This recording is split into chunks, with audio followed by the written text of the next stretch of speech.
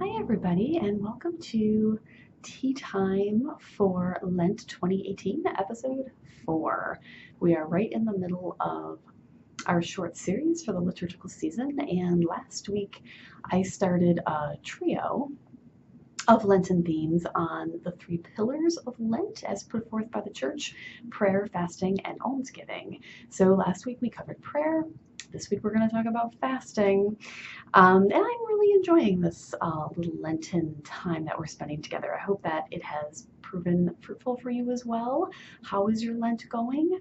Mine has been very productive. It's been a time of a lot of contemplation and focus.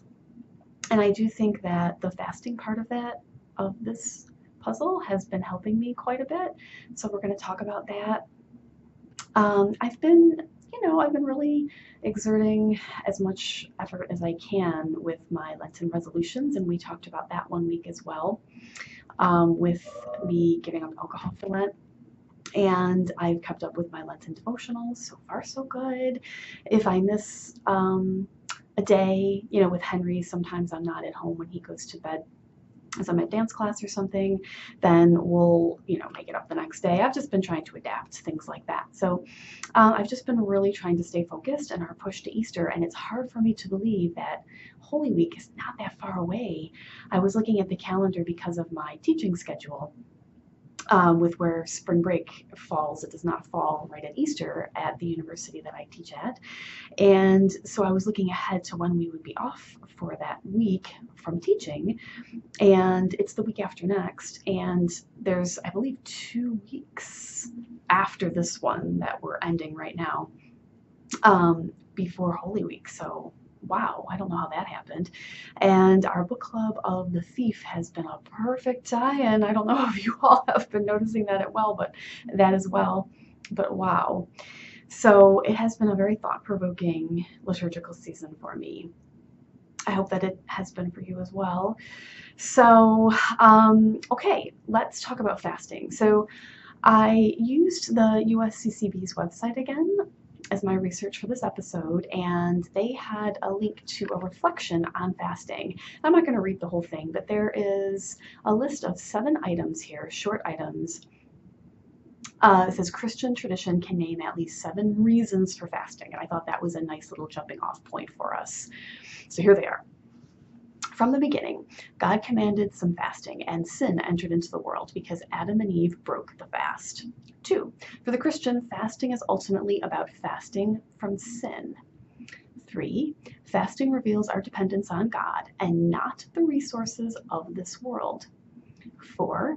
Fasting is an ancient way of preparing for the Eucharist, the truest of foods. 5.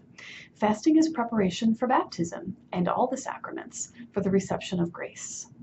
6. Fasting is a means of saving resources to give to the poor.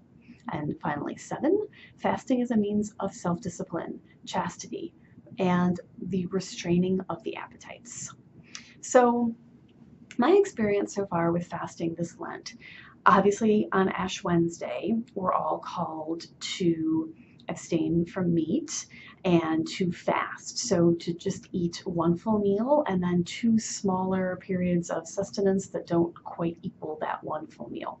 And of course, there are exceptions for this, depending on your age and your health situation.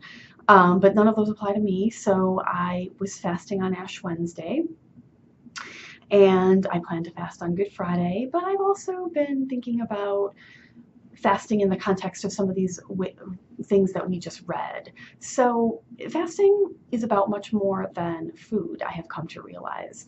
So we're depriving ourselves of eating, and say one of our Lenten resolutions incorporates a giving up of a food or drink item the way that mine has. That's a form of fasting as well. But it's about much more than just not eating or drinking that thing, right? It's about sort of clearing not only our bodies, but our minds and our hearts to make space for God to work. I have really been thinking about that a lot this Lent. After my wonderful holiday season, I have gone through a very difficult period, where I've mentioned this in one of my posts recently that the winter has just taken a little bit of a toll on me this year, and physically slash psychologically, I've been struggling with a little bit of depression, and some of that relates to my job, and some of it, I think, it's physiological. It's just something that I'm a little prone to, and so I've been doing my best to try to work on things like being more physically active and different ways that I can naturally work on this issue. And fasting, I think, has been a really important thing for me in this journey. That when I'm fasting from, say, alcohol, when I'm fasting from food between meals, on Lenten Fridays, I've been trying not to have any sweets, treats that I would normally enjoy after having dinner or after having lunch. It reminds me that I'm doing this for a greater reason. And that has really helped, I think, to keep my mind on our Lenten purpose and our Lenten walk. So I really appreciated this list, that fasting is ultimately about fasting from sin. So it's an analogy in a sense that we are trying to give up things, and we should be trying to give up things that are bad for us and that are bad for other people, for us to enact against them. So that is a helpful way of looking at it. And I also liked how fasting reveals our dependence on God. Yes, and not on what the world can offer us. Absolutely. I have found myself turning more to just short forms, informal forms of prayer, asking the Lord for help, seeking His wisdom, seeking to hear His voice in this very loud and complicated world that we live in. It has been enlightening. Of course, it's difficult, right, in many ways, but I do feel like, I don't know, like my eyes have been opened to certain things this Lent, in ways that are too complicated to go into, but really all relating to this theme of us becoming more dependent on God and less dependent on the things of this world, and how fasting can help us to really see that more clearly. What else about the Eucharist? Oh yes, an ancient way of preparing for the Eucharist, because of course we fast for at least an hour from everything besides water prior to receiving the Eucharist. And I think it was mentioned on, I think the page that led me to this reflection, which is the page that we looked at together last week, the USCCB's general page on Lent 2018. It mentions in there fasting on Ash Wednesday and Good Friday, and that ideally the Good Friday fast should last all the way to the Easter Vigil, if possible. And that really spoke to my heart. The Easter Vigil is the most meaningful liturgy of the entire year for me. And there's just that a sense of light coming from the darkness and a sense of community that is just unparalleled for me. And so I'm really looking forward to attending that this year. Henry's definitely going with me. Anne is just still a little too young to stay up that late because her bedtime is normally before then.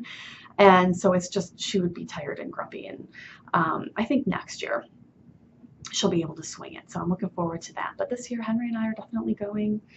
And I'm trying to nudge him into potentially volunteering to altar serve at that Mass. He's nervous because even though he's attended the Easter Vigil, he's not as familiar with the liturgy, so he's nervous about it, but we'll see. I'm looking forward to it being a really special night, and leading up to that liturgy with fasting seems to me like an outstanding way to go about it. Those are my thoughts on fasting. What are yours? Have you been fasting from anything this Lent? How is your Lent going? I'd love to hear from you. Next week we're going to be talking about almsgiving, and I look forward to speaking with you then. Bye-bye.